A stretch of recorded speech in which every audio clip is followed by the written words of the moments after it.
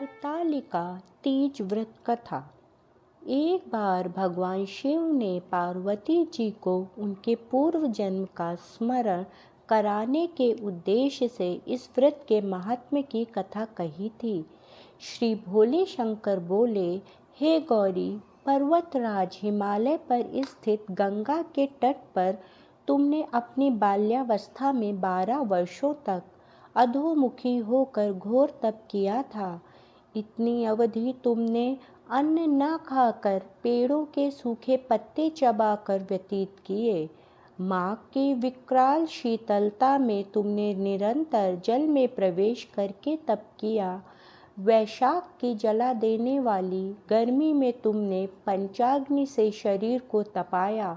श्रावण की मूसलाधार वर्षा में खुले आसमान के नीचे बिना अन्न जल ग्रहण किए समय व्यतीत किया।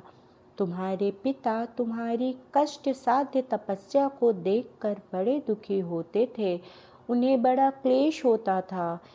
तब एक दिन तुम्हारी तपस्या तथा पिता के क्लेश को देखकर नारद जी तुम्हारे घर पधारे। तुम्हारे पिता ने हृदय से अतिथि सत्कार करके उनके आने का कारण पूछा। नारद जी ने कहा, गिरिराज, मैं भगवान विष्णु के भेजने पर यहाँ उपस्थित हुआ हूँ। आपकी कन्या ने बड़ा कठोर तप किया है। इससे प्रसन्न होकर वे आपकी सुपुत्री से विवाह करना चाहते हैं। इस संदर्भ में मैं आपकी राय जानने आया हूँ। नारद जी की बात सुनकर गिरिराज गदगद हो उठे। उनके तो जैसे सारे क्लेश ही दूर हो गए। प्रसन्नचित्त होकर वे बोले, श्रीमान, यदि स्वयं विष्णु मेरी कन्या का वरण करना चाहते हैं तो भला मुझे क्या आपत्ति हो सकती है। वे तो साक्षात ब्रह्म हैं। हे महर्षि, ये तो हर पिता की इच्छा होती है कि उसकी पुत्री सुख संपदा से युक्त पति के घर की लक्ष्मी बने। पिता की सार्थकता इसी में है कि पति के घर जाकर उसकी पुत्री पिता के घर से अधिक सुखी रहे। तुम्हारे पिता की स्वीकृति पाकर नारद जी विष्णु जी के पास गए और उनसे तुम्हारे ब्याह के निश्चित होने का समाचार सुनाया।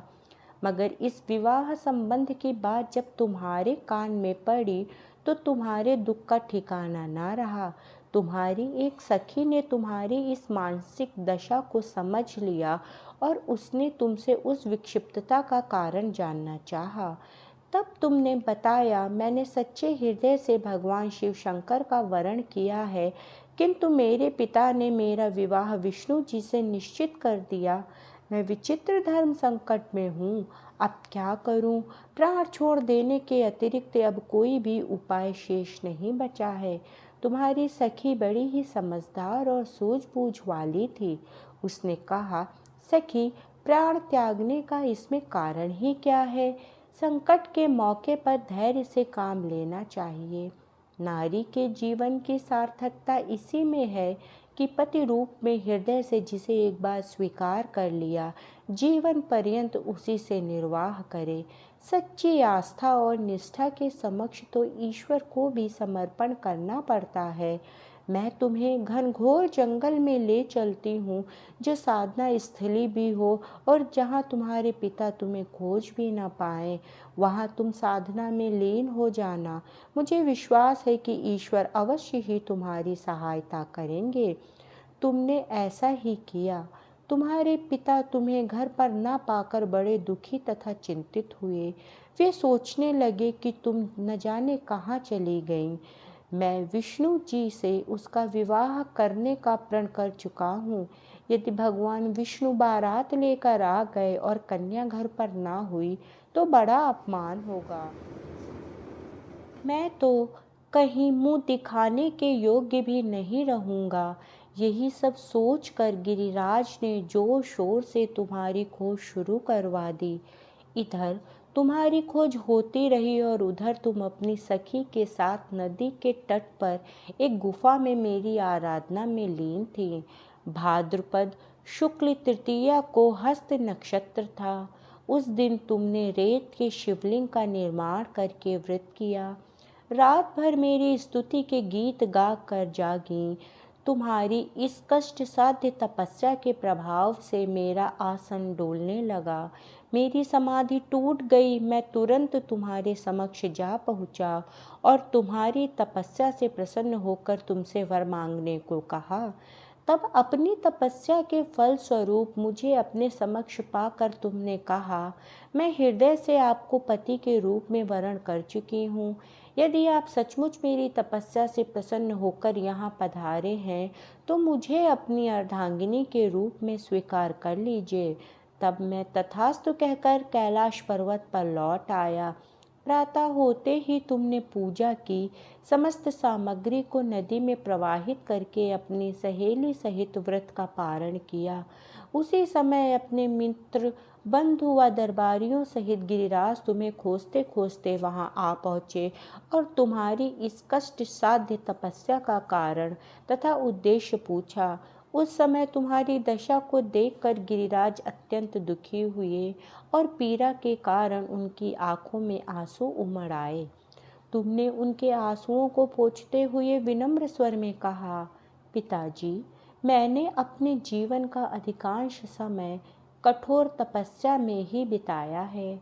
मेरी इस तपस्या का उद्देश्य केवल यही था कि मैं महादेव को पति के रूप में पाना चाहती थी। आज मैं अपनी तपस्या की कसौटी पर खरी उतर चुकी हूँ। आप क्योंकि विष्णु जी से मेरे विवाह का निर्णय ले चुके थे, इसलिए मैं अपने आराध्य की खोज में घर छोड़कर चली आई थी। अब मैं आपके साथ इसी शर्त पर घर जाऊंगी कि आप मेरा विवाह विष्णु जी से न कराकर महादेव जी से करेंगे। गिरिराज मान गए और तुम्हें घर ले गए। कुछ समय के पश्चात शास्त्रोक्त विधान पूर्वक उन्होंने हम दोनों का विवाह करा दिया और हम दोनों विवाह सूत्र में बंध गए। हे पार्वती, भाद्रपद की शुक्ल तृतीया को तुमने मेरी आराधना करके जो व्रत किया था, उसी के फल स्वरूप मेरा तुमसे विवाह हो सका। इसका महत्व यह है कि मैं इस व्रत को करने वाली कुंवारियों को मनवांछित फल देता हूँ।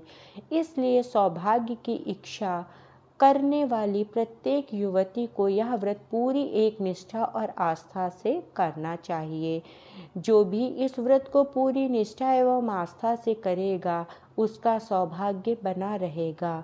बोलो भोले शंकर नाथ की जय। बोलो माता पार्वती की जय। हे भोलेनाथ माता पार्वती, हम सब पर अपनी कृपा बनाए रखें।